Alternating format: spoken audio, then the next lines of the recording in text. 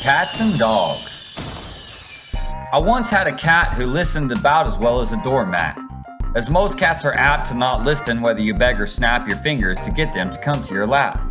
She never sat when you told her to sit, she never listened, not one little bit. Instead, this cat, when you tried to teach her, would start to hissen until you entreat her. She was never fat, and when you pet her fur, she preferred you pet her back, pulling her hair backwards.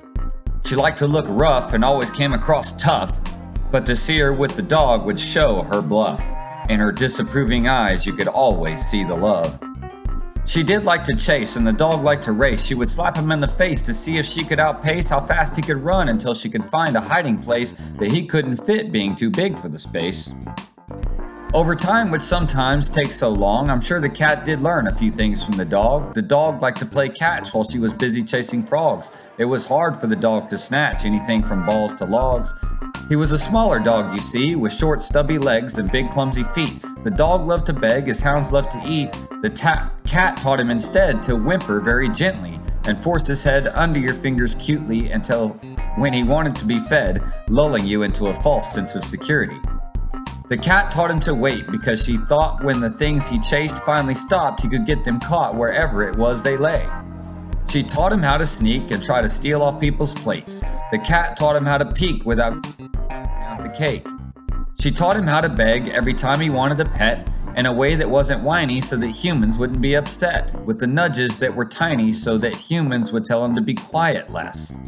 Both of them shed, their hair would get all over the bed where you could find them cuddling, bum to head. An odd position, I must say, that when you catch them in, they would run away as quickly as they could, pretending to fight the whole way. Of course, they would jump and flee anytime they were seen, couldn't let us humans know that on each other they were quite keen. The cat started watching as the dog enjoyed his fetching. She would watch us humans launching things for the dog to try catching. Disapproving of his actions, or anything for that matter, that showed he would do anything us humans had to say, she didn't think us humans, with the way we would chatter, should be allowed to get anything our way, since we wouldn't let her eat the things she wanted to get fatter. If the cat decided that she wanted to play, she would get up on top of the counter when we were away. She would throw things off to watch him chase and share anything she thought she could send his way.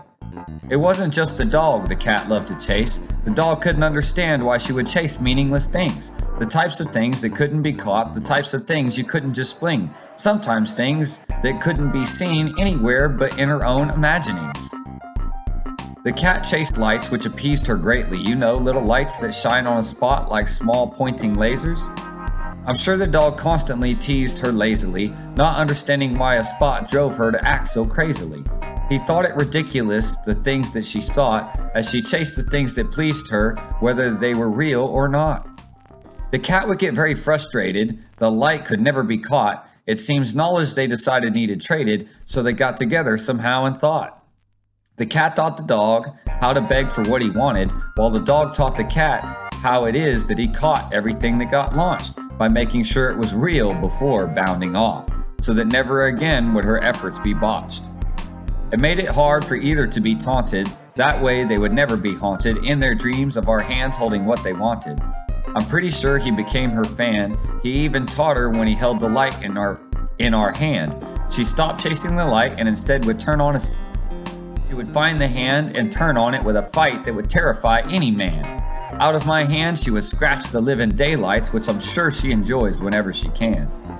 It's incredible how they learn from each other. Both of them teammates who wouldn't remember their mothers have found solace in the comfort of each other's love they would use to smother both us and each other.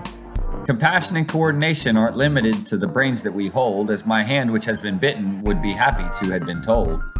That these two supposed enemies had learned to work together, even though they are both entities who no one would think would be tethered with such sentimentality, had found a way to mesh their personalities.